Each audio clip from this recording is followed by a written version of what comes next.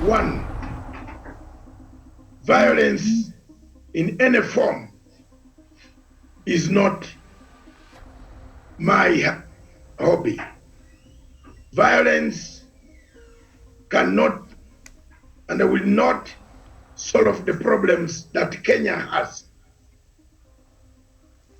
Kenyans and the Kenyans need a redemption strategy. A redemption strategy that will bring about peace. I have sung over 4,000 times the word redemption strategy. President Uhuru Muigai Kenyatta, together with former Prime Minister Raila Amolo Odinga and the government of Republic of Kenya, agreed to form and bring out a BBI format of Building Bridges initiative, which is, in short, is one of the strategies of a redemption strategy of healing process for a country to be able to be healed before it goes to an election. The tidings and the waves that are taking and shape in this country indicate that there might be a lot of bumpy road ahead to 2022. The shockings of yesterday's violence, which nobody should condemn leaders of political parties, but condemn humanity, condemn morality, condemn the consciousness of individuals, including the Deputy President himself. If you lose morality, you lose consciousness.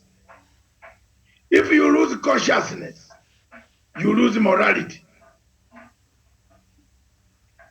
Have we lost morality in this country? Yes, we have. Have we engaged a lot in corruption that we have forgotten the norms, the type of tone of language, the language used that could trigger chaos? Are we looking at money as the last resort and have forgotten all the tenets of humanity? Are we the same people that vowed never to return to the ICC? Are we the same people that reconciled, shook hands in 2013, 2014, and came back and said violence should never be part and parcel of Kenya at all? Are we not the same people making mistakes, the same mistakes that we have made since 1992? Yet we see countries neighboring us falling to pieces because of violence. The violence in Kisumu last night is a clear indication that Kenya needs a redemption strategy. Kenya needs a BBI. Kenya needs a moving system that can remove them, that can heal them, that can allow tolerance. The type of intolerance that we see when opponents give out points is just going slowly back to where we were. It is therefore very sad that when we look at all these events that took place yesterday and then tie them with the type of language that is being used, and then tie them with the type of intelligence that the police provided, then tie them with the type of handouts that are being given to Kenyans in order for them to vote the way they should vote. The only conclusion that one can come to. I want to state here categorically, the editor's memo, that there is need to do more. There is need to do more before you go for these elections. Already these elections of 2022 is gerrymandered. The Electoral Commission, the Independent Electoral Boundaries Commission, is hovering between a Tower of Babel to Satan, then back to earth. The Independent Electoral Boundaries Commission is contradicting its own principles of law, engaging itself in outpost political martyrdom of populist tendencies that always kill the African dream of independent electoral commissions. The Independent Electoral Commission's Boundaries Commission is waffling from stage 1 to stage 2. One wonders whether there is a law in Kenya that guarantees the right, and when should the elections begin? How long should campaigns take place?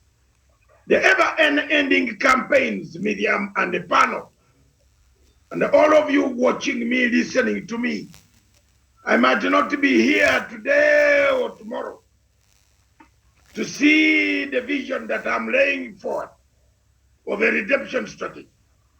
But I want to beseech you, ye, look at yourselves, that when you pick those stones to howl at others, when you go and throw bad words of money, when you go in Mara or Tsafo Reserve and call out for meat and tell the lions, here is the meat, but I've come with very little, I will come tomorrow. And all the lions from Tanzania to Kenya have crowded in Mara, in Kenya side. Will they leave you alone? Will they leave you alone? These are the questions, Miriam. The editor's memo has picked out. For you to announce that I've brought you 2 million shillings, but I will come back next year and bring you more.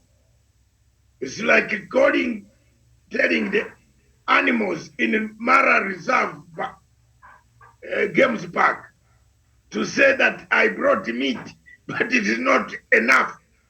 And they will fight over the meat. And then later on, what do? They will eat you. My vision today of a redemption strategy still stands. That it is only the redemption strategy, accountability, truth-telling, reconciliation, restitution, reparation, that will lead to healing for Kenya to rise and shine again. Without that, my dear brothers and sisters of Kenya, we see countries across Africa and Nigeria. I come from a background where a conflict was sparked because of bad elections. I come back 1981, President Museveni came to power telling people, went to the bush, telling people that the elections were not properly conducted, which I agree with him now, that those elections were poorly managed, poorly conducted, poorly done. He used that as a stepping stone to arrive in the bushes of Luwero Triangle and dismembered the government that was in power until it collapsed. And the rest is history, 37 years today. From this background of my conflict. As a conflict resolution expert, I beseech my people of Kenya, my friends, relatives, friends of Kenya, that the only route that you can have a free, a united, a free Kenya, a Kenya for all of you, a country for everybody, a place of peace, a place of harmony, tranquility, is through BBI and the redemption strategy. Maybe the word BBI might have confused so many people. But I want to tell you, the framers of BBI should have consulted the original men of redemption strategy like me. I'm the origin of the redemption strategy. I stand by it and I said it. Immediately the Kenyatta case collapsed in the ICC. I went ahead and I said, let Kenya have a redemption strategy. Hallelujah. That God today sees me. That the miracle that I said and what I said is coming true.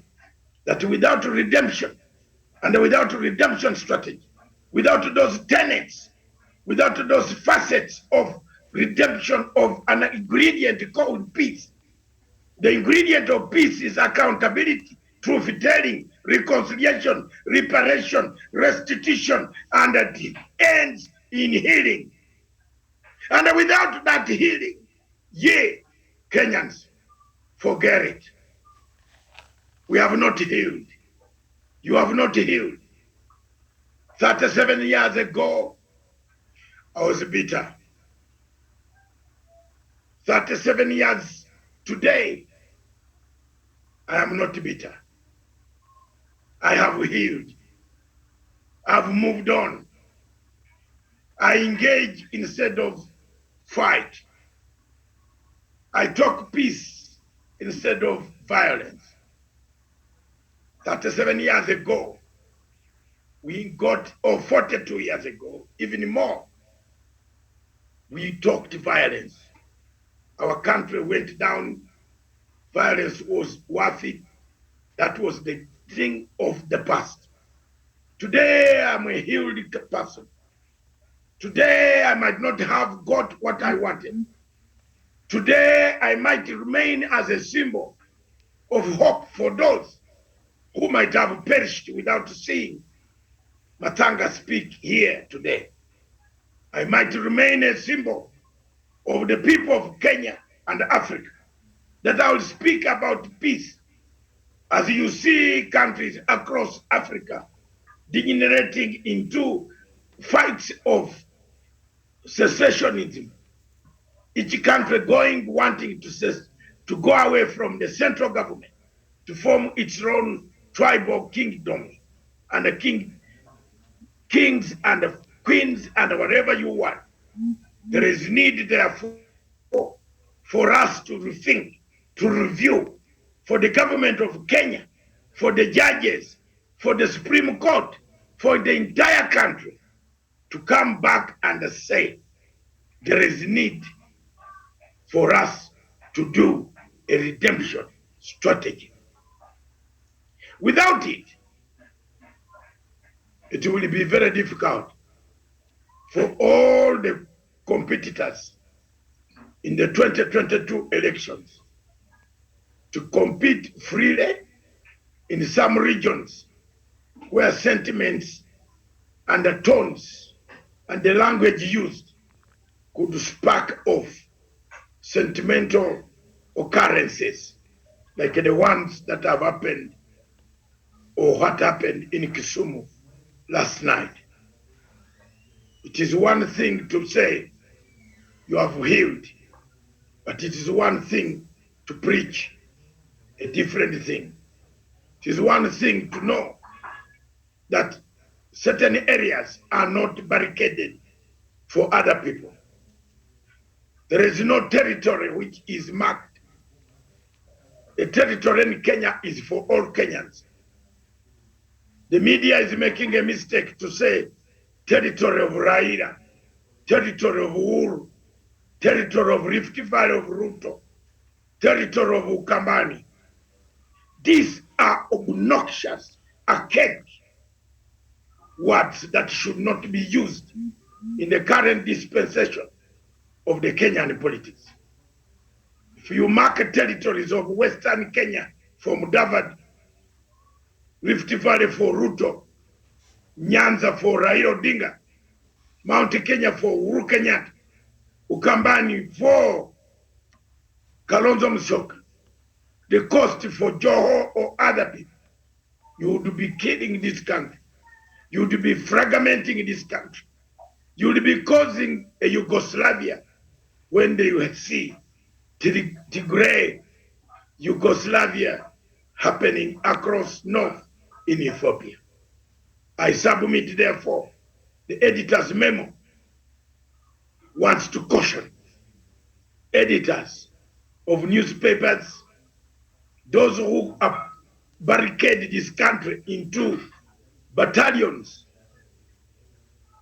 of territories of particular individuals. It is not the blame of Raila or Amolo Odinga. It is the blame of individuals. Nobody controls an individual up to his toilet or his house. You decide by yourself that you have eaten enough, therefore you want to go for short call or long call. Miriam, is there anybody who decides for everybody? It is yourself, you the individual in Kondeli, you an individual in Eldoret, you an individual in Mombasa, you an individual in Murang'a, you an individual in Nairobi, to say it is bad to pick a stone and throw, to bomb a person, to injure a person, to cut a person. It is your personal responsibility. It must be preached.